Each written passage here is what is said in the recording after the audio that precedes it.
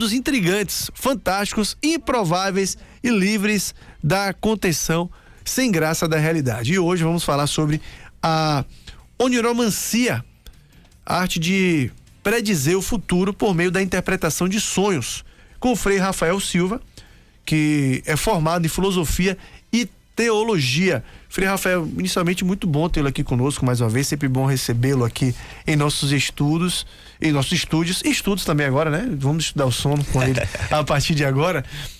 Como é que surgiu inicialmente o seu interesse, Frei, pela oniromancia? É assim mesmo que fala, né? Oniromancia. É isso mesmo. Como é que surgiu esse interesse por interpretar os sonhos? Bom dia, bom tê-lo aqui demais. Bom dia, Fernando. Bom dia a você que está na sintonia, nos escutando. Pois é, a oniromancia é essa arte de predizer o futuro através dos sonhos. E, na verdade, na filosofia e na teologia, a gente estuda algumas disciplinas e acaba estudando o tema. Então, ele se torna um pouco intrigante. Algumas pessoas o têm como algo assim abominável, né? Eu escutava, vi um comentário de alguém que perguntava na internet, de alguém que sonhou que estava em uma maca em um hospital e que um médico estava fazendo a cirurgia, abrindo o seu crânio para retirada de um tumor. E a pessoa perguntou assim, o que significa dizer? E foi muitos comentários assim horrorosos que foram feitos por conta dessa pergunta, dessa internauta, né? O que queria dizer, porque segundo alguns era impossível fazer isso, que não existia, que era abominável, que Deus fazia isso, tal. Só que não é bem assim, não é nesse sentido de é condenável, é isso e aquilo, porque nós temos ao longo de da história da humanidade essa prática da oniromancia. Então, essa questão do estudo, o interesse por isso, foi geralmente o curso mesmo que nos possibilita, né, compreender, entender mais, assim como outros temas mesmo que a gente estuda na teologia e na filosofia também, porque é muito comum alguém perguntar, eu sonhei com isso, Frei, eu sonhei com aquilo. Eu não sou oniromante, né? Não faço essa interpretação, embora nós tenhamos pessoas que fazem. E aí tá um pouquinho a nossa preocupação como deve ser feito, qual é o viés que essa interpretação é feita, porque aí você tem um leque de possibilidades e contar um sonho, às vezes sonho é somente um sonho mesmo, a gente vai ver isso, mas a gente não dispensa também outras situações que pra gente é um sonho assim meio que estranho, geralmente a gente comenta. Então foi assim que surgiu esse interesse e a questão mesmo do estudo dos sonhos. Bom, a gente ouve sempre relatos de pessoas que dizem ter sonhos meio que surgem como premonições, né? De coisas que depois se confirmam, acontecem depois de algum tempo. Se encontra explicação para isso de alguma forma no ponto de vista espiritual também, Frei?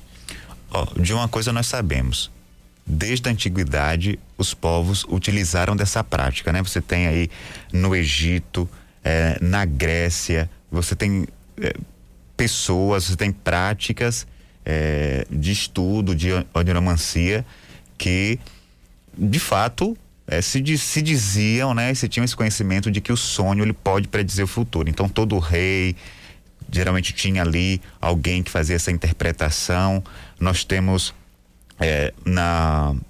por exemplo no Egito, né? Na antiguidade, essa ideia de que o sonho ele tem um Deus, que nós temos inclusive o Morfeu, não é? O Morfeu. E aí nós temos inclusive os desdobramentos disso. A morfina que nós utilizamos no trato médico vem exatamente da palavra Morfeu. Morfeu, morfina, né? Exatamente para dar esse sentido de sonho, de sono. E esse Morfeu, Deus do sono, ele é alado e ele toma, por exemplo, ele consegue mudar a fisionomia para dar a ideia de que ele vai entrar no sonho, vai tomar a forma daquilo que a gente está pensando, ou não sei. E assim, daí para frente você tem sempre alguém nos reinos que é preparado exatamente para isso. Ou seja, eu tive um sonho, um rei tem um sonho, e aí tem sempre alguém que interpreta para dizer, olha, é porque provavelmente você vai perder uma guerra, vai ganhar isso, vai conquistar isso, aquilo outro. Isso era levado muito a sério, né?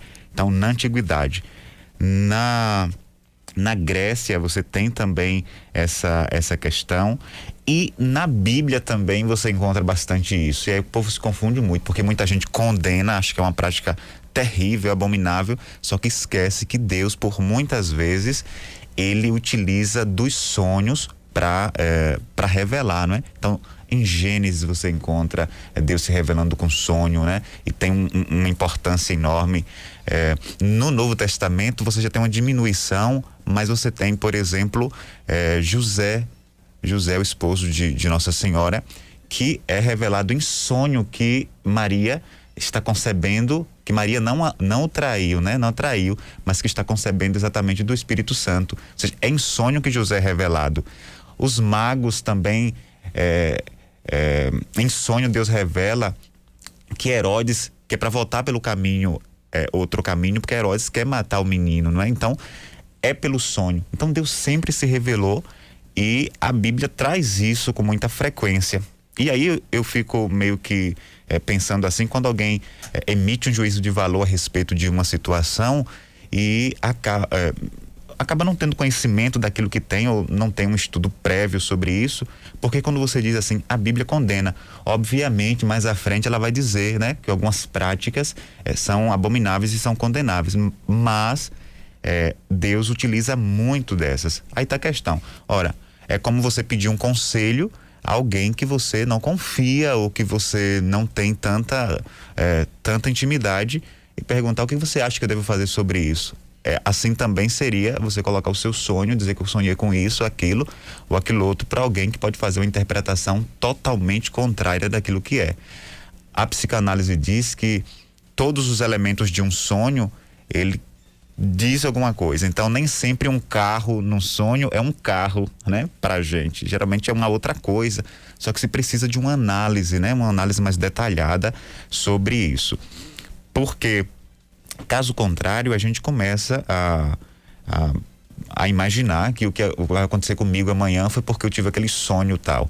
Isso aqui, Fernando, não tem nada a ver sobre essa questão de sonho, que alguém diz assim, poxa, eu sonhei, mas eu tô tão angustiado, um sonho que eu tive, e agora eu faço o que? Eu viajo, eu não viajo, e agora, né?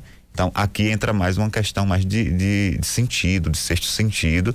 Por exemplo, eu não posso dizer para uma mãe que teve um sonho que o filho sofreu um acidente, ela diz, não viaje porque eu tive um sonho horrível. Eu não posso dizer aí, mas isso aqui é besteira, porque é mãe, né? Tem um sexto sentido e tem tantas outras coisas. Eu quero falar sobre os nossos sonhos mesmo, né? Todo mundo sonha e todo mundo imagina alguma coisa aí sobre o que tem aí, o que sonha durante a noite. Pois é, e é importante a gente falar isso porque há esse limite, né? Até que ponto, por exemplo, se eu falar aí de um acidente, de um desastre, pode ser o sexto sentido, ou pode ser muitas vezes um sonho motivado pelo medo e preocupação de mãe. Isso acontece muito também, o senhor identifica muito isso, Frei? Muitas vezes pelo medo de que uma coisa muito ruim aconteça, a pessoa ou dorme com aquilo na cabeça, ou pensa muito a respeito disso, tem um medo muito latente de uma coisa ruim acontecer, e de repente tem um sonho que ela entende como premonição, e nem sempre é o caso. Exatamente, porque o que acontece? Tudo que nós fazemos durante o dia, isso vai ser processado à noite, né? O nosso cérebro vai processar à noite. Então, os nossos medos, os nossos segredos, os nossos anseios estão todos latentes. O cérebro, ele descansa, mas ele não para de trabalhar. O que ele faz, na verdade, é filtrar aquilo que pode ser uma coisa traumática pra gente e volta como esse processo de sonho, né? A gente começa a sonhar. Então, se uma mãe tem muito medo de alguma coisa, ou qualquer pessoa tem muito medo, ou tem um segredo que não quer ser revelado, isso é muito comum, por exemplo, isso sempre virá em um sonho, né? Isso sempre terá um reflexo em um sonho de alguma ou de outra forma. E aí tá a situação, tipo, quando é que sonho não é somente sonho? Aí é muito complicado. Então, por isso que eu não posso, eu sonhei hoje com alguma coisa, tá? Por mais bobo que pareça o sonho, ele tem um porquê nisso aí, mas eu não posso agora, a cada sonho que eu tenho, eu procurar alguém, um oniromante, para fazer uma interpretação, para dizer assim, o que é? Será que vai acontecer alguma coisa comigo e tal? Porque de fato tem gente, né? E se você não tiver esse controle, você acaba entrando aí num viés e fica muito complicado. É como o mundo mesmo das superstições, né? Ou seja, passar ou não ano novo com a roupa com branco, né?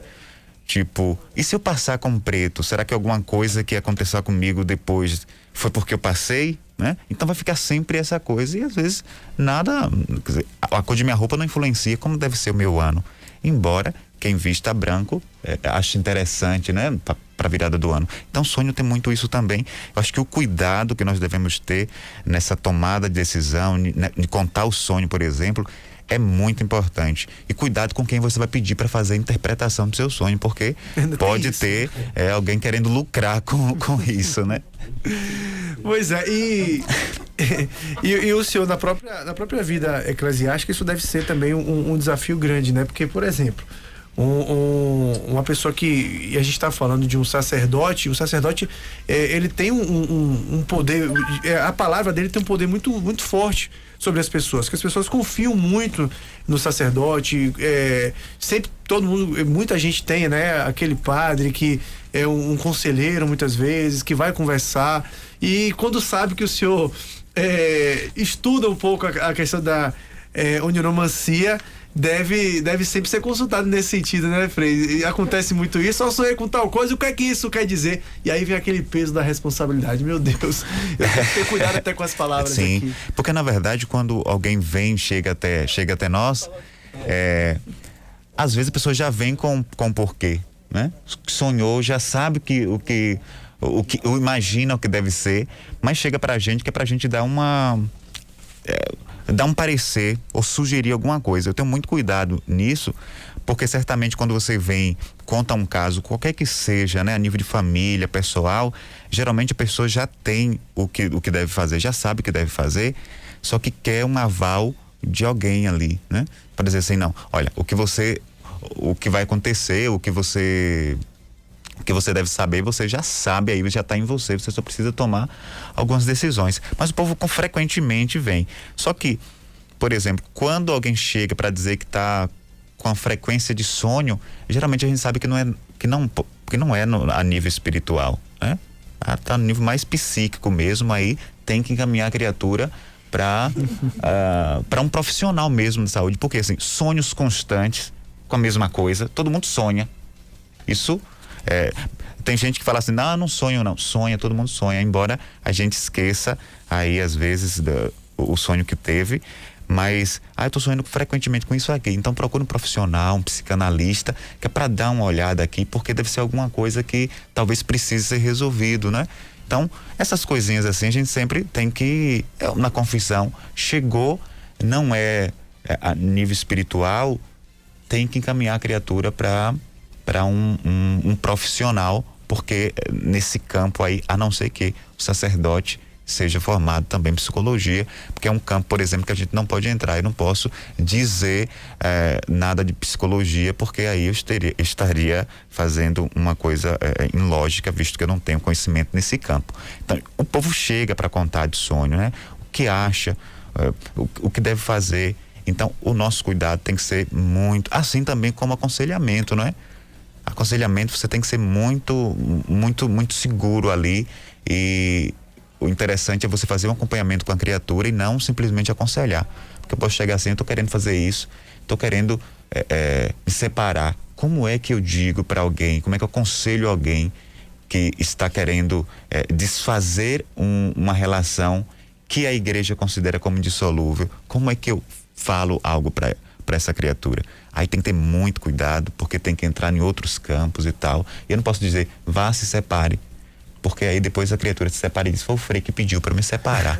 Então é muito perigoso esse campo de aconselhamento. Então, para você ter uma ideia de como é difícil acompanhar alguém que está numa situação dessa. E com os sonhos são da mesma forma, Fernando. Bom, o Dilson Barbosa faz uma pergunta interessante aqui também, Frei. A diferença entre oniromancia e quiromancia? Ó, oniromancia, primeiro a gente tem que perceber assim, a etimologia da palavra oniros, do que vem do grego, significa sonho. E manteia significa essa adivinhação. Então, tudo que vem com cia no final é porque o povo faz adivinhação, não é com essa questão. Então, nós temos inclusive outros termos nesse viés que utiliza, por exemplo, práticas de adivinhação. Esse onírico, quando a gente diz que é uma coisa onírica, geralmente é porque é sonho. Então é só utilizar o radical para identificar a partir de qual ponto será essa adivinhação. Tem gente que faz que é quiromanta, tem gente que faz a oniromancia, tem gente que utiliza inclusive uma prática terrível que é com cadáver para fazer. Então tem toda uma questão aí de cadáver? Sim. E como é isso? Com cadáver Você sabe que o fígado se pensou por um tempo que no fígado, pelo fato de estar a grande parte a concentração de muito sangue no fígado, que o fígado tenha muita informação a respeito da pessoa. Então, geralmente, algumas práticas se utiliza disso para se ler alguma coisa, se predizer alguma coisa. Então, com o fígado se fazer essa leitura, que aí é uma coisa muito, muito estranha e de fato abominável, né? Você fazer. Certeza, nem sabia que. Mas se tem com o tempo, por exemplo, você olha a nuvem e você diz assim, tem uma nuvem muito, muito carregada e o vento, né? À medida que o vento está ali, eu esqueci até como é o nome que se dá, mas é mancia também, temporomancia, alguma coisa do tipo. Então, em tudo o povo utiliza uma prática. Isso aqui vem também de tempos remotos, então não começou ontem. Isso se tem de fato na história comprovado, essa prática de predizer, de analisar o futuro com relação a isso. Então, geralmente, para a gente saber a que significa, por exemplo, a oniromancia, também existe um nome para ela, que é a brisomancia também, que é um outro nome que se utiliza. Parece assustador o nome, é uma coisa assim totalmente ilógica. Só que existe, né? Existe na história, e a gente tem esses relatos que, de fato, eu gosto sempre de trazer quando tem uma coisa na Bíblia, que é para dizer assim, cuidado que quando você utiliza as Sagradas Escrituras para condenar uma coisa, você precisa ter até conhecimento se ela, por algum momento, não já utilizou isso aí, porque eu vejo muita gente dizer, não, mas a Bíblia condena, isso aqui não pode, tal.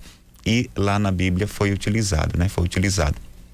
O cuidado com a quem você conta os seus sonhos e como você pede para se fazer essa interpretação, porque é muito perigoso mesmo nesse viés. Bom, tem alguns sonhos que a gente nota que acho que todo mundo tem, ou quase todo mundo tem em algum momento, e que não tem nada, acredito, né? Nada a ver com premonição de nada, senão todo mundo tem a mesma premonição, a mesma. Agora, é aquela coisa que desperta curiosidade e a gente não consegue achar a explicação. Por exemplo, acho que todo mundo em algum momento da vida sonhou que estava caindo, né? Acordou assustado. Ou tem gente e uma quantidade grande de pessoas que relatam que sonha que está em algum lugar público e quando percebe está sem roupa. E aí acorda envergonhado. Sei. Tem explicação para isso, Fred? Mas só para responder a Dilson, ele falou quiromancia. Quiromancia, sim. Quiromancia é adivinhação pelas linhas das mãos. Sim. Então você, pelas linhas das mãos, você diz o futuro da criatura. Não tem uma relação direta com a e esse é sonho, né? Só pelo sonho mesmo, né? Pelo sonho. Então, deixa eu ler aqui a sua mão. Mão aqui.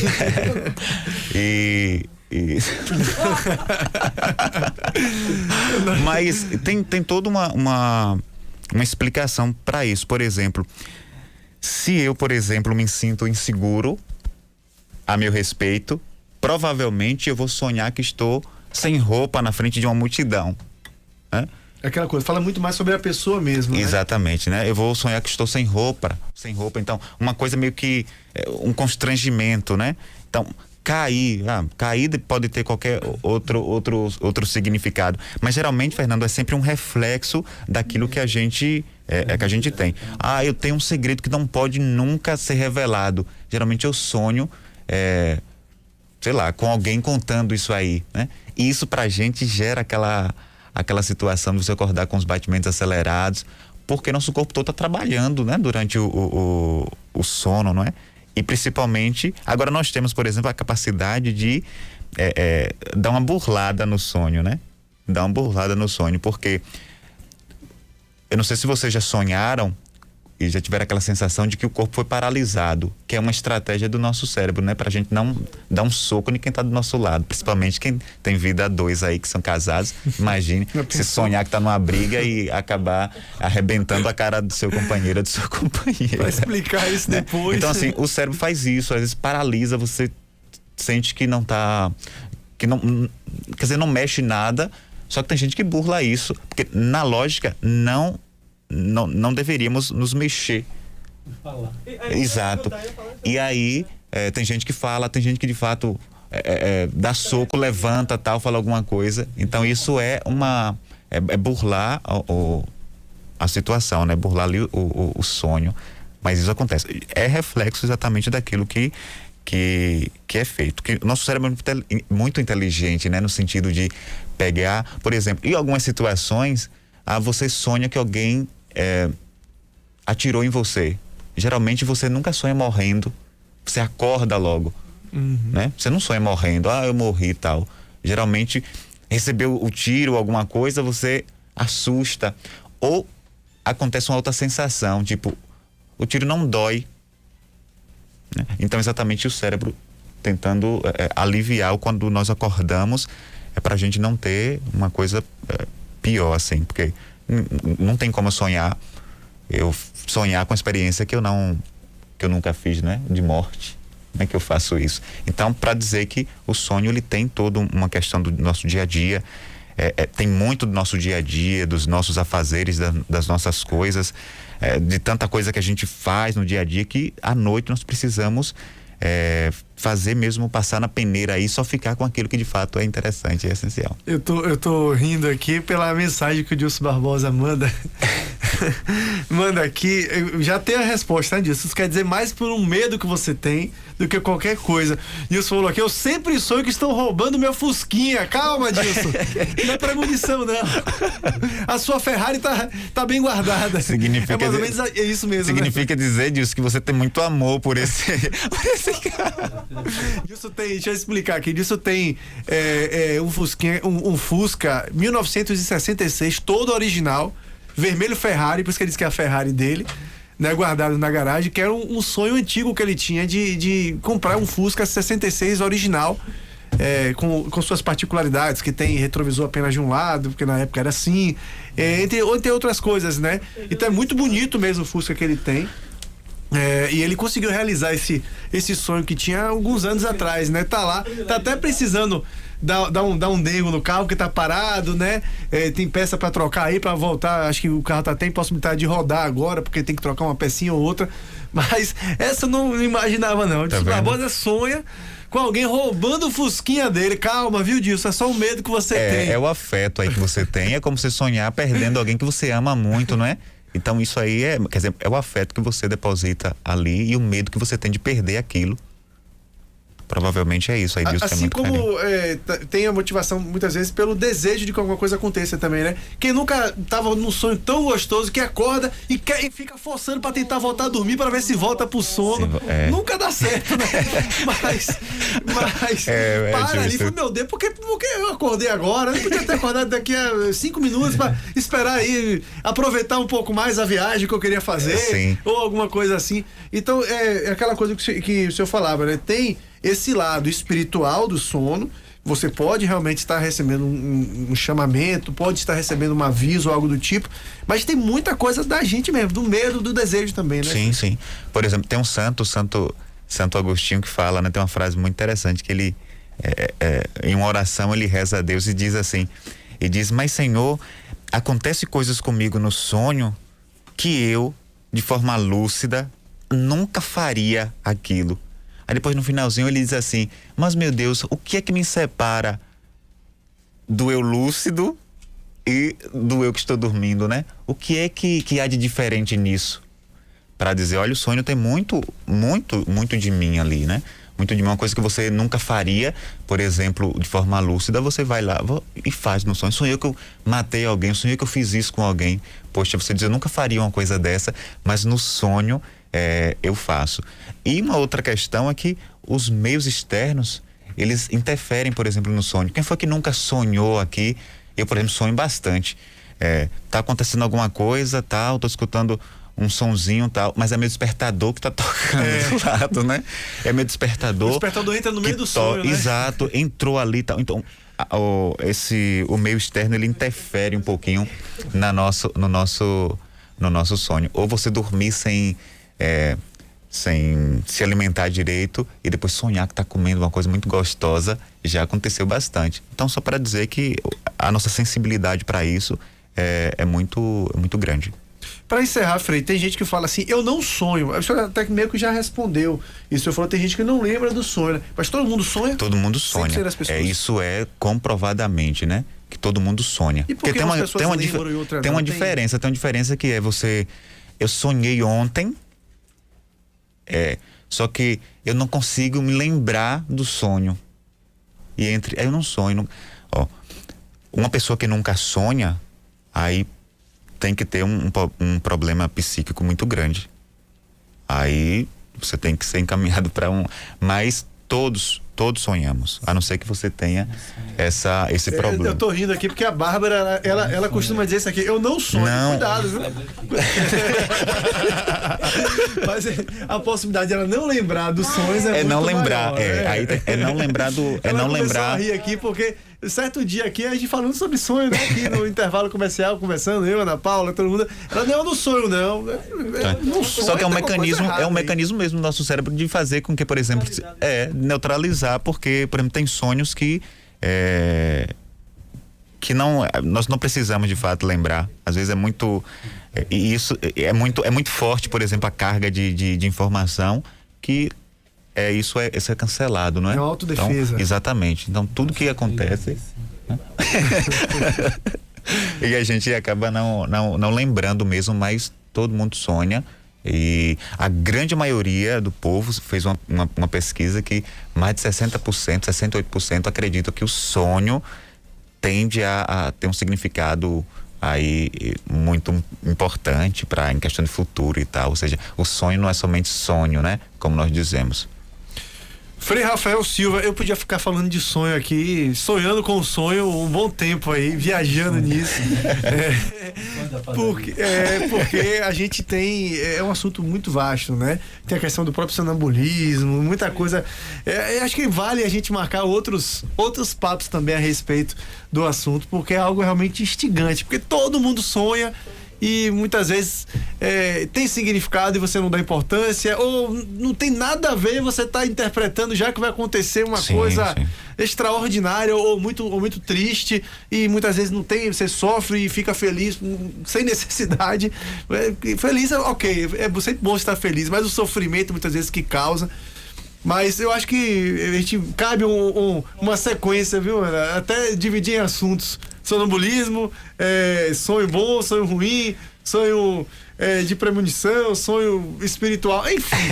Cabe muita coisa aí. Sim. Mas muito bom tê-lo aqui conosco, Frei. A gente foi bom também conhecer esse lado do Frei Rafael, né? Quando a Ana Paula me falou ontem, tem uma pauta para amanhã com o Frei Rafael falando sobre sonhos. Eu não fazia ideia que o Frei tinha também estudos nessa área. Mas é fascinante mesmo, muito, muito legal a gente poder falar sobre isso. Foi um papo muito bom na manhã deste sábado aqui com o senhor. Muito bom tê-lo aqui conosco, viu? Eu que agradeço, Fernando. E digo assim, eu falo mais aqui como alguém que estudou isso dentro de uma disciplina mesmo, e que a gente escuta com grande frequência, e os dados que eu trago é uma coisa mais científica. Então, outras questões, outros desdobramentos aí, só mesmo com um profissional, um psicanalista, para de fato trabalhar essa questão. Mas eu agradeço demais o convite e a gentileza. Valeu, começamos então com o Frei Rafael Silva, formado em filosofia e teologia, e que também estuda um pouco a questão dos sonhos, né? A interpretação dos sonhos. Então, viu aí?